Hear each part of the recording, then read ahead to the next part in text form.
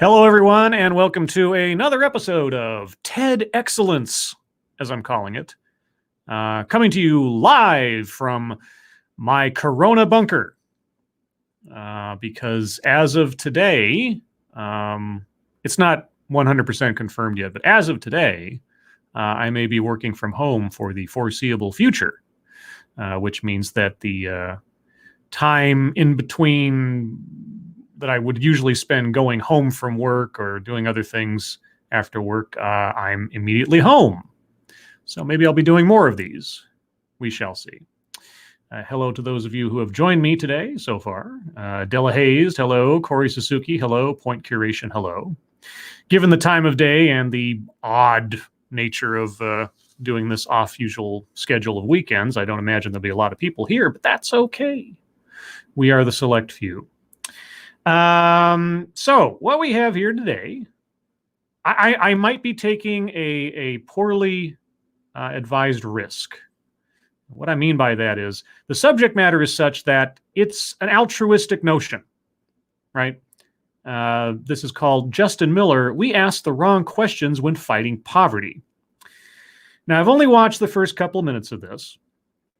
And depending on, I stopped it as soon as it started going towards maybe an interesting line of thought.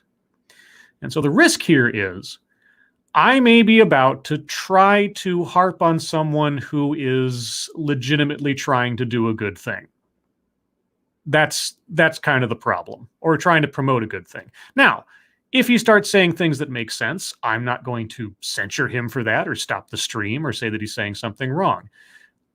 Most of the time, and I mean this seriously, most of the time I watch TED and TEDx videos looking for interesting things, looking to learn something, or at the very worst, confront myself with a point of view that I may not agree with, but I want to at least hear what they have to say. So that's where this falls. So we will see. You will find out with me, because like I say, I've only seen the first couple of minutes of this. And we'll see where he takes this particular discussion. Because between poverty and mass incarceration is another video I have in the waiting. Except that one is like, God, how long is that thing? It's not a TEDx video. It's a panel discussion, I believe. And it's like, yeah, it's literally just a few seconds under an hour. I don't know if or when I will do that one. Maybe at a later date, because I am curious to know more about restorative justice. I've done a couple of videos on that before, but that's beside the point. Hello to No Room for Squares, and hello, Emperor W.R. Costin. I hope everyone is healthy and well, and if you're not well, please get well soon. All right, per usual, I'm going to start the first few seconds of the video. I need you guys to give me a sound check to make sure that you can hear it, and then we will proceed. And also, hello, Pinkala the Driving Ape Man. So here we go. My name is Justin, and for the past 3.5 years, I've been helping to build an organization called Slingshot Memphis. Okay, you guys hear that? Let me know if you heard that. Chris R. says, I'm not well, but my psychologist assures me I'm getting better. That's good. Corey says, yep, can hear it. Okay, so Slingshot Memphis. I don't know what that is, but Justin will tell us. And let's proceed. Slingshot's mission is to create a demonstrable reduction in poverty. On one hand, our approach is really complex. On the other, it's extremely simple. Okay, it's both complex and simple. And you want to reduce poverty. All right, noble goal. Let's see what the strategy is. Slingshot is nothing more than a platform to ask the right questions. A platform to ask the right questions. The right questions. Okay. Nearly 52 years ago, in his final Sunday sermon, Dr. King said, "We now have the techniques and the resources to get rid of poverty." Dr. King, all right, so you are Memphis, so all right, Dr. King, we have the tools to get rid of poverty or to end poverty. I know this might be pessimistic of me. I don't believe that poverty as a circumstance or as a concept will ever be eliminated. we are not going to reach some,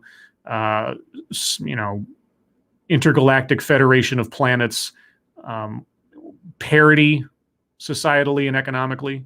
I don't think that's ever going to happen. It hasn't happened in human history in past, and I don't think it can happen because all the attempts to do so, like socialism, communism, etc., didn't quite work out. Now, I'm not saying that's where this guy is going because I don't know, but let's see. The real question is whether we have the will. When I question whether I have the will, when I feel most broken, and when I have no idea what I'm doing, I tend to call Sharon Cash. Did he just take on an accent? Maybe I'm hearing things, but did he just like adopt a bit of an sort of Southern accent just for a second there? Was he talking like that just out of the blue? I don't know. Sharon's the kind of person that just knows things. Do you know anybody like her? I know several people who know things. What kind of question is that? Do you know anybody that just knows things? Yes, I know people that know things. You talking about like walking Encyclopedia Browns or something? Sharon runs the Purdue Center of Hope, which is our city's largest shelter for women and children. And despite her hectic schedule, Sharon always makes time for others, including me. Sometimes we email, sometimes we chat over the phone, and every now and then we'll get together in her office for a quick bite to eat. Oh, do you now? Well, I do declare that is very interesting of you. One day, when I was feeling even more broken than usual, I called Sharon. Sharon, do you have some time? Wait, feeling more broken than usual? What is the normal quality of your life then, if I might ask? Sensing something was a bit different in my voice after a pause, she asked, "What are you doing next Tuesday at 9 a.m.? Running a startup, I didn't have to look at my calendar to know that I was already double booked, but that did not matter. Running a startup. Okay. Oh, so Slingshot isn't like an organization, like a nonprofit or something. Is it an app by any chance? I'll be there."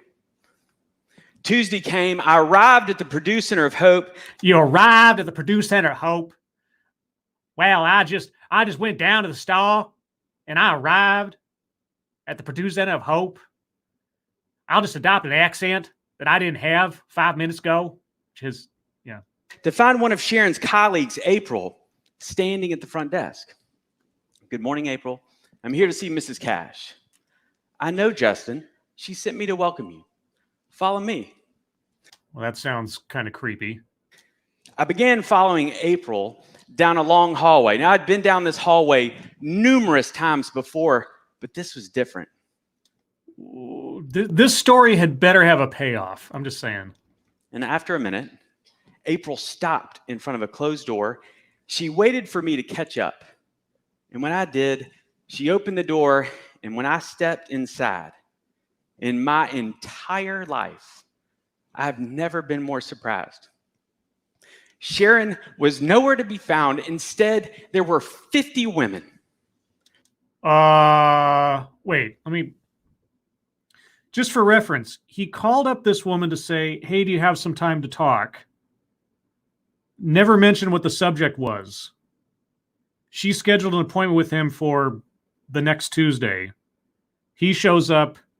She's not there, but there's 50 women in the room. Okay. Who I'd never met. So 50 women you've never met were waiting for you to discuss something unknown that you hadn't mentioned and that your initial appointment never asked. Okay. This is where we get into mystery territory. I have no idea where this is going. Sitting in a perfect circle, waiting in complete silence for a guest. What? Is this a cult? You see, there was one empty chair, and it was for me. Okay. And now, again, I'm not going to rewind it. I'm just going off of memory. Nobody at the place you have arrived at knows what you are there to discuss.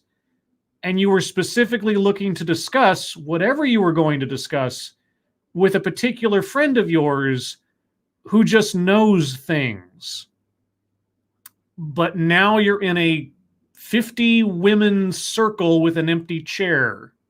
Women you don't know. I'm sorry if I'm just sort of reiterating the facts here, but I just want to make sure that I understand what's going on.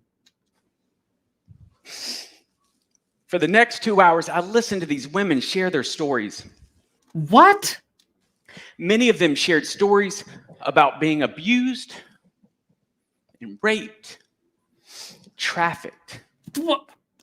Oh, what? Wait a second.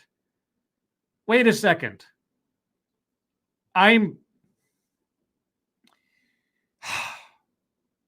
So you want to talk to your friend. She doesn't know why, but she sets you up to sit in a circle with 50 women telling you the most terrible stories of their lives.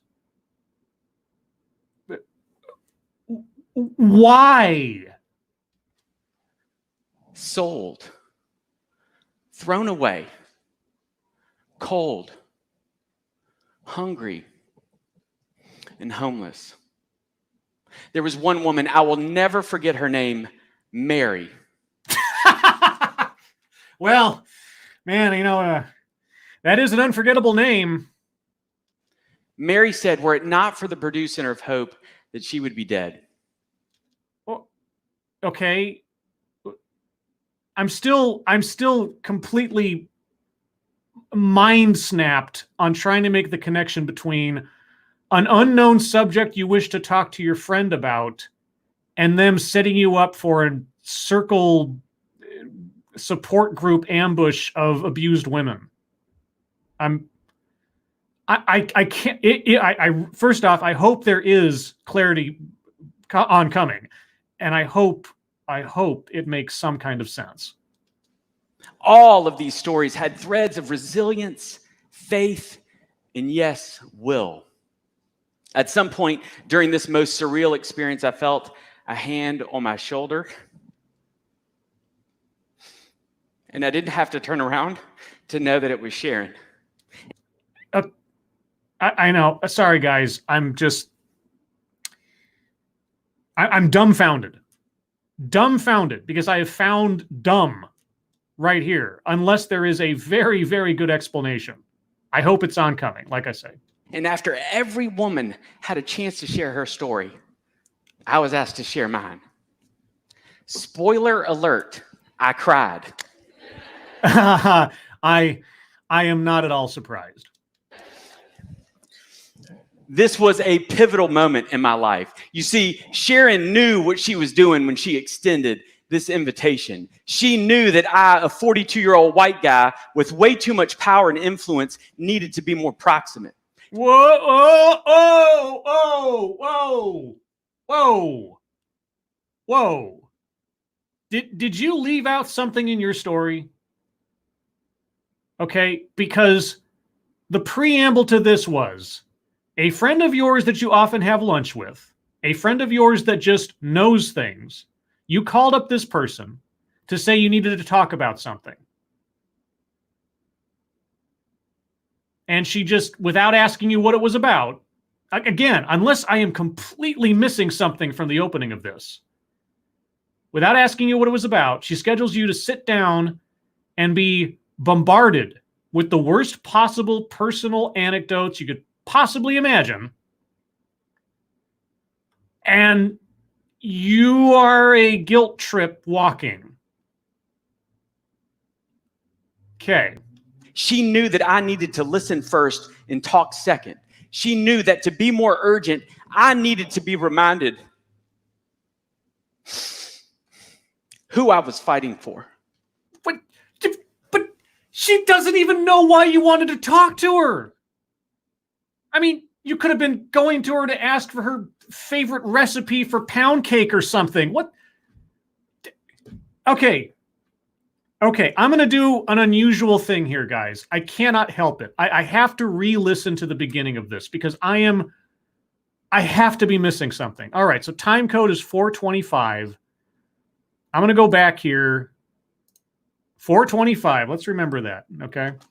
On one hand, our approach is really Okay, hold on. I got to find it again. nearly 52 years ago, in his final Sunday, No. we now No. the real question. No. I have the will when I feel No. what I'm doing. Okay. Sharon's the kind of person that just knows things. Do you know anybody like her? Do you know anybody that just knows things? Yes, get on with it. Sharon runs the Purdue Center of Hope, which is our city's largest shelter for women and children. Okay. And despite her hectic schedule, Sharon always makes time for others. Okay. Including me. Yes. Sometimes we email, sometimes we chat over the phone, and every now and then we'll get together in her office for a quick bite to eat. Okay. One day, when I was feeling even more broken than usual, I called Sharon. Sharon, do you have some time? Sensing something was a bit different in my voice after a pause, she asked, "What are you doing next Tuesday at 9 a.m.? Running a startup, I didn't have to look at my calendar to know that I was already double booked, but that did not matter. I'll be there.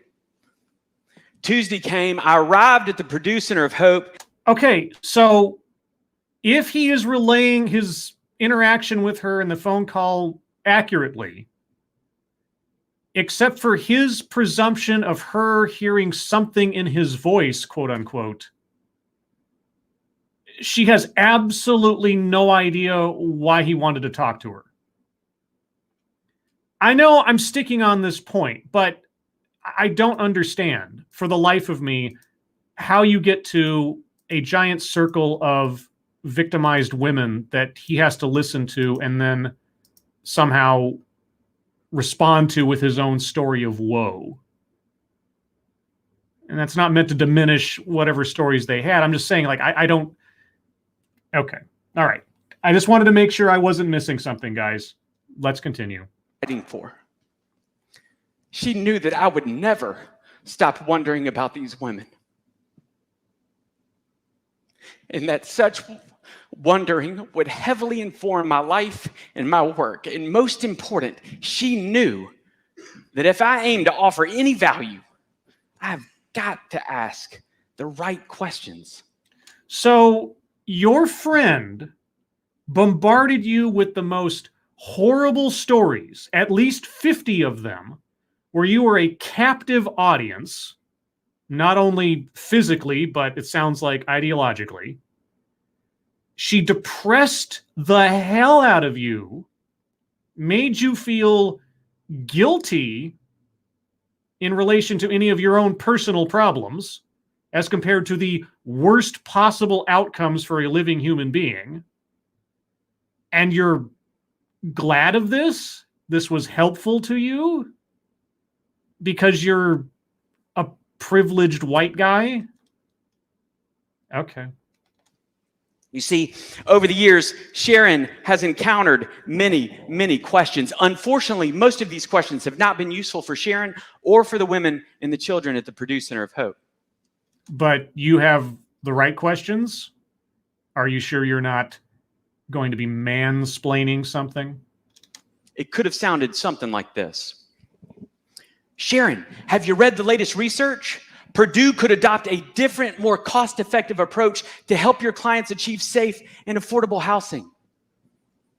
I have read the research, and yes, it's very promising. But to achieve similar outcomes, to justify changing our program, our community would need a sufficient supply of safe and affordable housing. If we were to adopt that approach, it would put these women, it would put Mary in harm's way. Okay. I get, yeah. My brain has snapped. This doesn't happen very often with TEDx talks, but when I can't follow at least the barest path from one point to the next, I have a hard time. Sharon, did you hear the great news? Our foundation is granting more dollars than ever before. A huge gift would be such a win for Purdue right now. You should apply. Okay, by the way, those aren't questions that you're theoretically asking, Sharon. Those are just declarative statements more than anything else. So I'm not quite sure where the questions come in. Thanks for the heads up. But the red tape involved would stretch our staff even further. And I think that gift comes with some serious strings. And those strings would force us to alter what works. The Purdue Center of Hope and Mary will be stronger if we pass. So maintain the status quo and don't even entertain the possibility of changing your routines for the better. And act like somehow the person bringing you this information is doing you a disservice, I guess. Sharon, more of our neighbors need Purdue. When are you going to scale? When are you going to serve more people? Be very careful with that question. Without additional context, it is extremely dangerous. You are implying that the Purdue Center of Hope will have a greater impact if we serve more people sometimes. To be excellent, we have got to serve less people better. Sharon. What? Wait. Huh? This might be the most dumbfounding TEDx I've ever at least live streamed. I've watched a few that have made me go, bleh, but okay. I'm really trying to wrap my mind around your budget. Exactly how much do you spend on marketing? I'm happy to answer that question, but I hope that it comes with a recommendation that we spend even more. It is very hard raising meaningful dollars in this community, and you and I both know it's about to get way harder. Sharon sounds like a condescending know-it-all.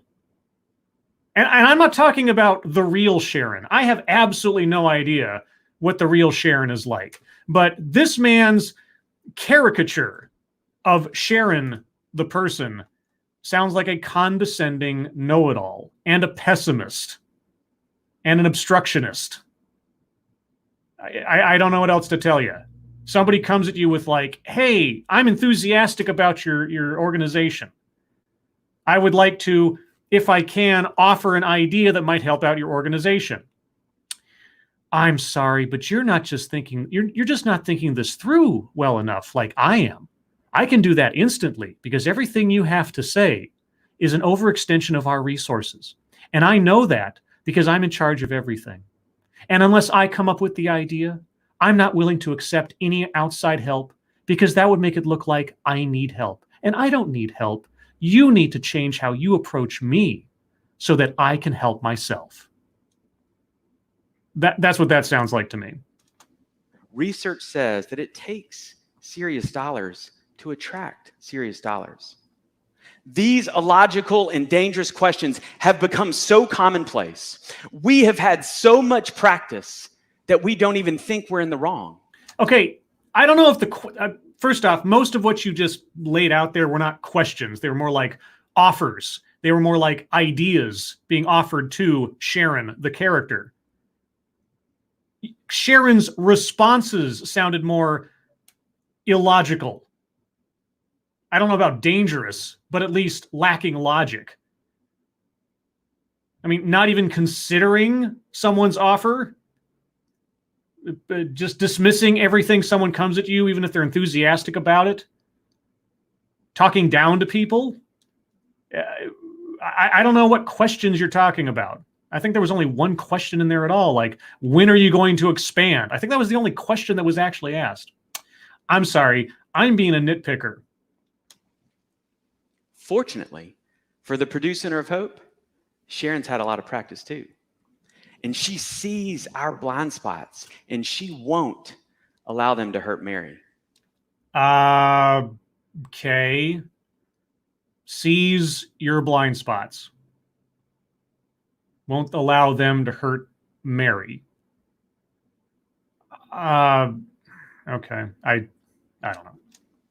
Wait. And also, I thought this was about poverty. I mean, is it a homeless shelter or is it like it's a women's shelter? I mean, that can include women who are homeless, I suppose, or who are poor. But she surrounded you with a bunch of people who had all been abused or sex trafficked or raped and such. And I mean, not to say that that doesn't happen to poor people, but it doesn't only happen to poor people. Other organizations are not so fortunate. Often the wrong questions lead to bad decisions and a diminished impact. No, the wrong decisions lead to bad outcomes. Wrong questions don't do any harm unless you act on wrong conclusions, I suppose. What? Asking the wrong question is dangerous? So are we only allowed to ask the right questions? And when do we know what the right question is?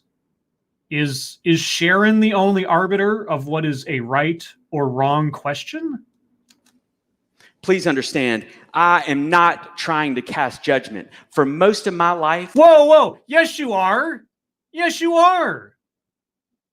You just presented, 3 or 4 different scenarios there of someone coming up to Sharon and with their enthusiasm or with an offer or whatever else saying, hey, I would like to help out your organization, or maybe your organization would benefit from this idea. And then you took the role of Sharon, condescending and diminishing the value of that offer or that idea because Sharon is all-knowing, all-seeing, and Sharon is the only one who has any of the good ideas. You are passing judgment. You're deferring anything and everything in this little pocket universe you've created to Sharon. Because you are, a privileged white man? I mean, you brought that up, by the way. Nobody brought that up. You were sitting in a room full of women talking about what happened to them, being berated and dumped on because you wanted to talk to Sharon about some unknown thing, which is, I mean, with friends like that, who needs enemies? Thank you, Point Curation. I'm sorry, my responses are limited. You must ask the right questions. Okay, moving on. I've been asking the wrong questions too. There are too many examples to count. Let me give you 3. First, since I was a child, faith has been a very important part of my life. I've been active in numerous churches, and I even went to seminary to see how the sausage is made.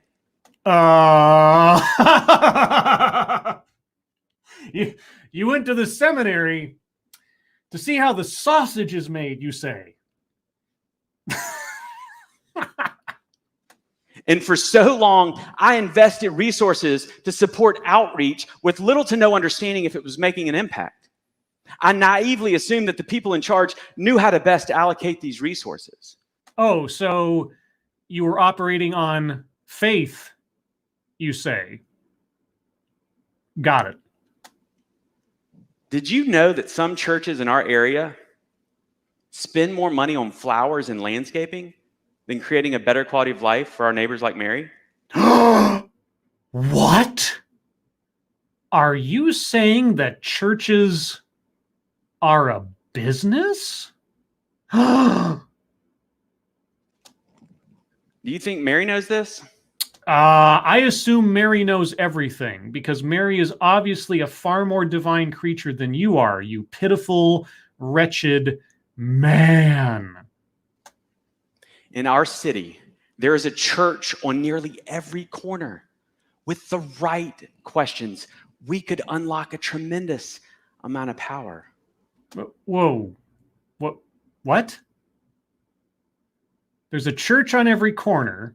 With the right questions, we could unlock power. So, let me try to back up here. I know, it's just fun to go over this again. You call up Sharon. Hey, Sharon, do you have time to talk? Come back next Tuesday. Next Tuesday, you sit in a room with 50 women who, one by one, regale you with the worst possible scenarios of their life experience. and then put you on the spot to respond in kind, which at that point you cannot do because you've just been overwhelmed with misery and terror, and you have nothing comparable to offer in return. Consequently, you feel guilty and out of place and ashamed for asking to talk to Sharon, I guess. And Sharon is a put upon saint because people come to her with offers or ideas to help her organization do more work, do better work, help more people. But Sharon knows better than everybody else immediately that all such offers or all such ideas are the quote unquote wrong questions.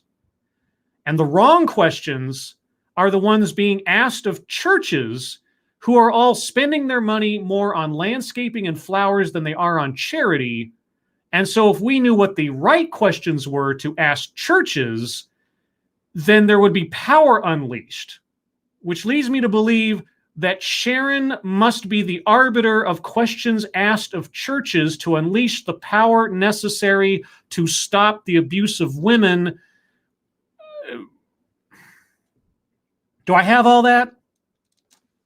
Second, throughout my career, I have been honored to work for multiple companies, and several of them have strongly encouraged me to participate in the company giving program.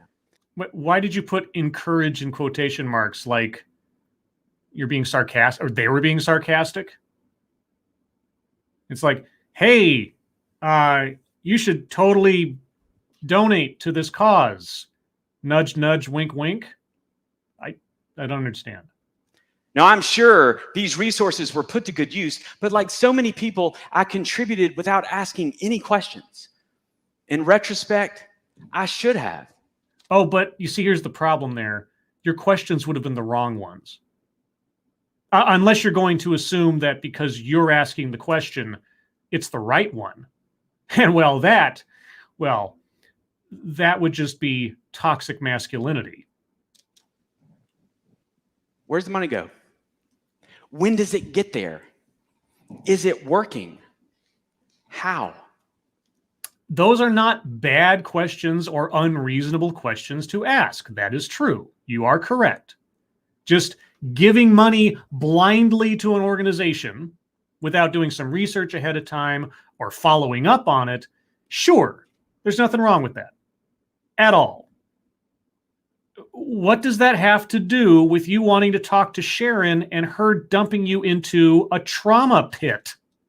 In our city, businesses, big and small, are enormous levers for change with the right questions. What are the right questions? You must know it by this point. I mean, the ones you just stated were not bad questions, especially when it comes to following up on money you are giving to a charity. Sure, good questions, reasonable questions, questions that you should probably ask ahead of time. Yes, I will give you that. I will agree with you. Maybe there's someone out there that wouldn't, but I will agree with you. Those are good questions. So what are you talking about? We could optimize resources, helping both our neighbors and the bottom line. Finally, moons ago, when I left education to work in finance, I started making more money. Really? Because, finance deals with more money than a teacher's salary, which honestly is not good. Teachers should be paid more and there should be more incentive to get good teachers, but okay. And I decided to create a separate fund to manage our family's charitable giving. And I would ask my wife, how big do you think we can grow this fund over the next 5, 15, 20 years? Did she suddenly take a very dour and stern countenance and respond to you with some level-headed, insight? Are you about to assume the Sharon role again by any chance as you speak for your wife? I'm guessing. I'm just guessing. This was the wrong question. I should have been asking, how can we leverage these dollars to create the most impact possible? I should have been asking, is it better to invest in our neighbors like Mary now or 10 years from now? I don't know. I don't know where we began, and I have no idea where we're going. I know what Mary would suggest. Oh, do you? Well, tell us. abused woman mind reader. In our city, people and foundations have been stockpiling an inordinate amount of charitable dollars. With the right questions, we would relinquish more, multiplying our impact and creating more room for the next generation of smart and bold donors. Questions are nothing. Decisions and actions are something. Simply asking the right questions will not deliver upon you results. It's up to the individual organizations and or people to make decisions, and it's up to them to make those decisions. I mean, are you going to go to every church that you found out was spending more on flowers and landscaping and just ask the question, well, where's the money going? Right? Where's the money going? And they'll say, well, it's going to the church and to the church's activities. Well, you're not giving enough to charitable organizations. You should stop landscaping. You should stop tending to the flowers. Yes, but we're here to maintain God's house. No, no, no. That's not right. I'm asking the right question. Or something. I think this entire thing, its premise is flawed from the beginning.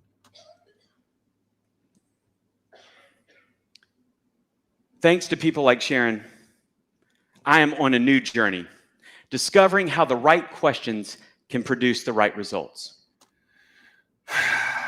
What are the right questions?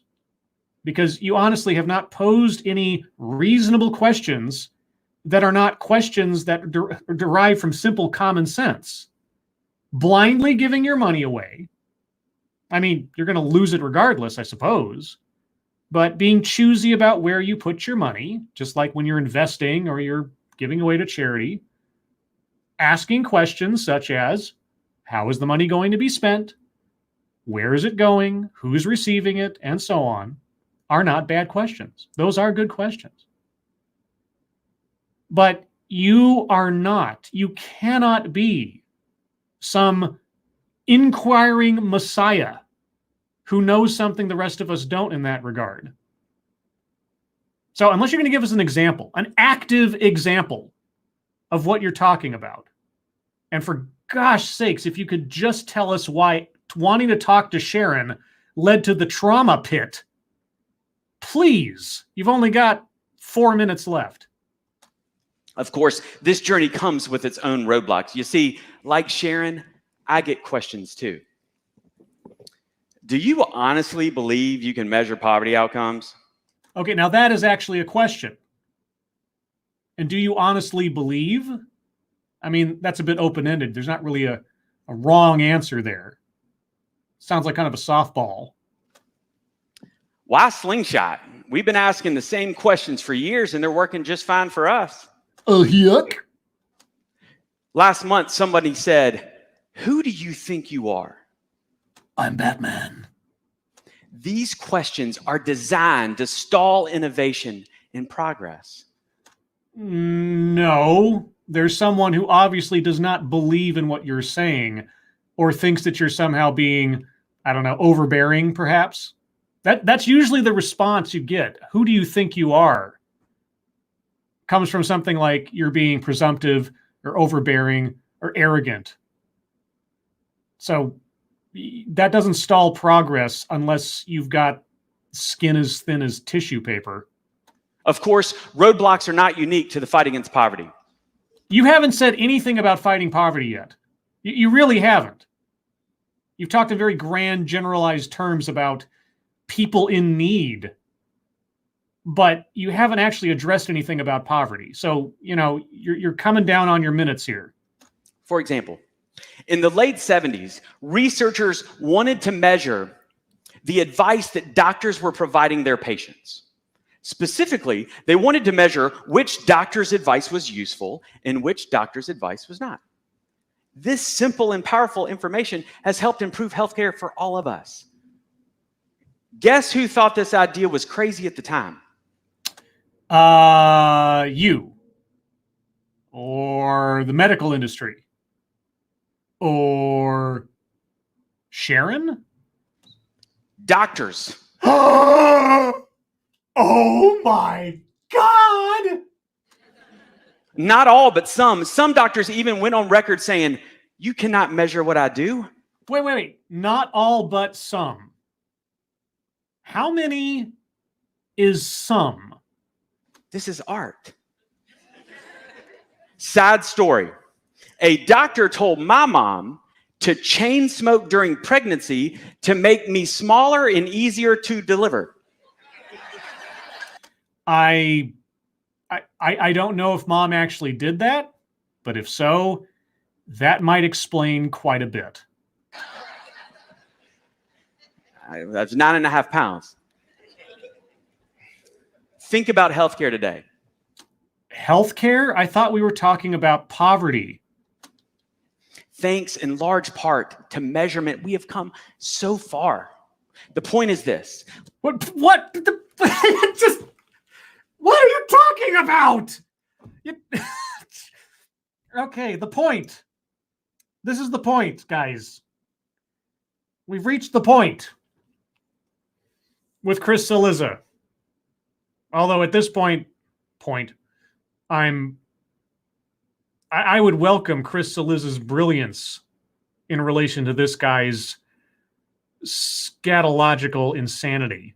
Like healthcare, there are things that we can and should measure to advance the fight against poverty. Yes, this involves part art and part science. Yes, this involves a margin of error, but we can know things. We can know things, and knowing things really matters right now. And knowing is half the battle. G.I. Joe. And this has what to do with asking the right questions about poverty. Knowing things really matters right now. Yes, because prior to today, guys, knowing things, you can take it or leave it. You know, it's optional. Knowing things, it's an afterthought at best. Prior to right now, guys. Sharon, how do you and your team members incorporate evidence-based practices at Purdue? How dare you ask us our business? Oh, sorry, I was speaking for Sharon. My bad. Sharon, to understand long-term success, long-term outcomes, how are you and your team staying in touch with these women and children after they leave Purdue's care? Are you saying that we abandon our clients immediately upon their departure from here? How dare you? Sharon, what is the best way for us to understand Purdue's cliff effect or the number of people that Purdue can serve before Purdue's impact begins to fade? I think perhaps you should take a look at our literature and do some research on your own. It's not my responsibility to inform you about the work and the struggle that I have to deal with every day. Sharon, the women and children at the Purdue Center of Hope are some of the most resilient human beings on the face of the earth. How are y'all leveraging their unique gifts and talents?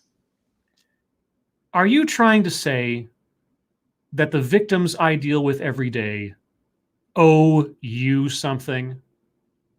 These questions have helped Purdue identify what is working, what is not working, and what could work even better. One of Sharon's colleagues recently said, "These questions have changed how we think. To create a better quality of life for our neighbors like Mary, we have got to be more brave. Finding solutions that work and casting aside those that do not." My journey to discover the right questions has just begun, and I still question whether I have the will. And I still feel very broken. Okay, I'm sorry. You are a pathetic man. Okay, and I'm not talking inherently about your masculinity. I'm talking about you as an individual. You are a pathetic man. Okay. I mean, you are so self-wretched you are so self-diminishing. And yet you stand in judgment over others as an avatar for people that you see as inherent victims. I mean, I don't know what else to say about this guy, but he's only got another few seconds. And at times I still have no idea what I'm doing. I think this might be one of those times. But I'm not alone. I've got Sharon Cash. And I've got Slingshot. As a matter of fact, I am joined by a growing movement of people and organizations hell-bent on asking the right questions and getting rid of poverty. Join us. Together we can change the way we change Memphis. Together we can change the way we change the world. Mary deserves nothing less. Thank you.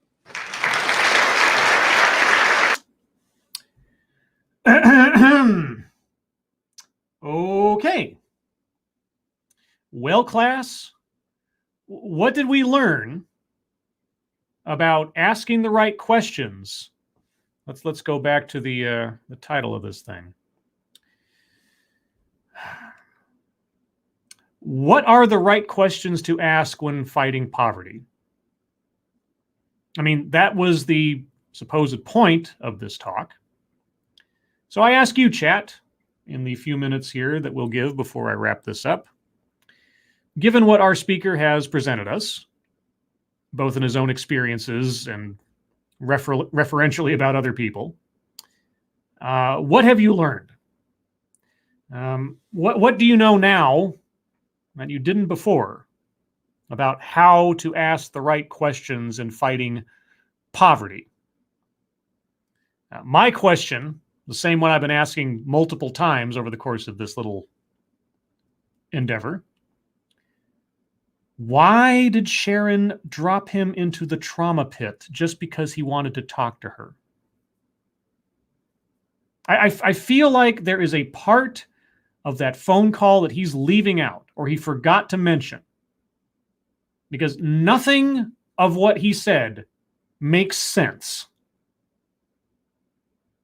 unless Sharon is a overbearing sadist, you know, a professional guilt tripper. Lucifer never changes. Asking questions is sexist. Yeah, I suppose so. Ercole De Stefano. I said it right one time in the past. Pretend that I said it right there. Sharon never told us what the right question was. It's true. Sharon just shot down every offer or every idea that came her way as somehow insufficient or misguided. So, you know, Sharon's provided us nothing, or at least the character that this guy was portraying as Sharon. The one servant of Santania who wishes Minilad 1. I have no idea what that means. I'm assuming it's some anime stuff. Obviously, the right question is, what do you know? And Karen, where are my kids? Humble Clay says, Purdue is degrading into stupidity. Perhaps so. Or I don't, this, I can only assess this individual. I have no idea what the truth is of the organization he's mentioning. I have no idea what Slingshot is. He didn't even take any time to tell us what it is. Again, I'm assuming, since he said it was a platform for something and he's running a startup, that it's an app of some kind. Let's see. And that one servant says, Sharon dropped the kids. All right. Well, obviously, I am left, or ironically enough, with more questions than answers after watching this. And yeah, this was a TEDx of absolute and utter confusion. Absolute and utter non sequitur. From section to section, point to point. Nothing followed from the previous moment, it seemed. So I don't know if this TEDx talk was about informing people or about our speaker prostrating himself before the church of abused women to tell us how wretched he is, how victimized they are, and how infinitely knowledgeable Sharon is, I guess. So, with that, guys, I'm going to wrap this up. Thank you for joining me. As my personal quarantine continues, I may do more of these. In fact, I probably will. I will keep them relatively short and to the point, and unlike some of the speakers, because, I'm considerate like that. In any case, I hope everyone is well who is well. If you're not well, please get well soon.